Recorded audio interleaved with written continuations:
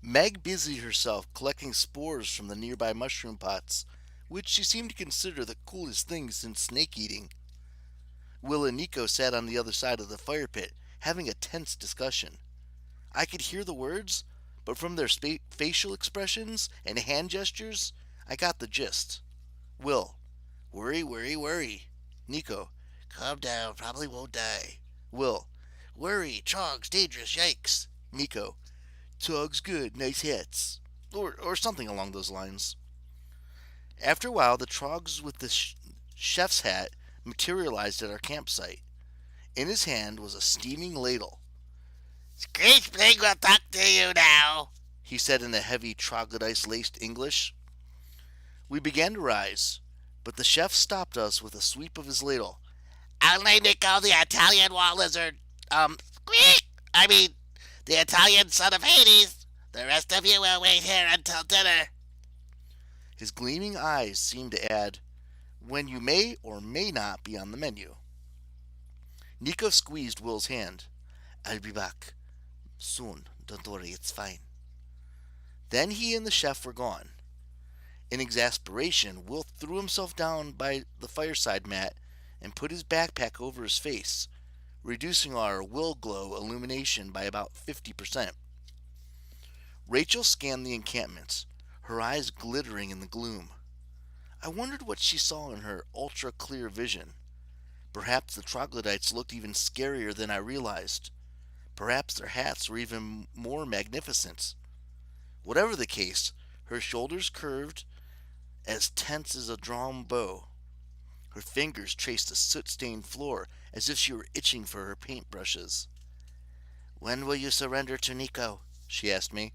The first thing you'll need to do is buy us time. Her tone disturbed me almost as much as her words. When I surrendered, not if. Rachel accepted that this was the only way. The reality of my predicament curled up and nestled in my throat like a five-line skink. I nodded. By time, yes.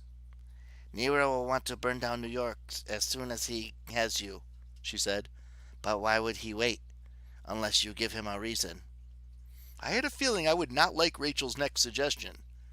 I did not have a clear understanding of what Nero intended to do to me once I surrendered, other than the obvious torture and death. Lugu seemed to believe the Emperor would keep Meg and me alive, at least for a while, though she had been vague about what she knew of Nero's plans. Commodius had wanted to make me a public spectacle out of my death. Caligula had wanted to extract what remained of my godhood and add it to his own power with the help of Medea's sorcery. Nero might have similar ideas, or, and I feared this was most likely, once he finished torturing me, he might surrender me to Python to seal their alliance. No doubt my old reptilian enemy would enjoy swallowing me whole, letting me die in his belly over the course of many excruciating days of digestion. So there was that to look forward to. What reason would make Nero wait? I asked. Apparently I was picking up troglodyte-ish because my voice was punctuated by clicks and squeaks. Rachel traced curticles in the suit, waves perhaps, or a line of people's heads. You said Camp Half-Blood was standing by to help? Yes. Kayla and Austin told me they would remain on alert. Chiron should be back at camp soon as well. But the attack on Nero's tower would be doomed. The whole point of our surrender is to distract the Emperor from what Nico, Will, and I will be doing. Hopefully with the Trog's help, disabling the Greek fire vats. But you'll need to give Nero another incentive to keep him from pushing that button the minute you surrender. Otherwise, we'll never have time to sabotage his doomsday weapon, no matter how fast the Trogs can run or dig. I understood what she was suggesting. The five-line skink of reality began its slow, painful slide into my esophagus. You want to alert Camp Half-Blood, I said. Have them initiate an attack anyway, despite the risks.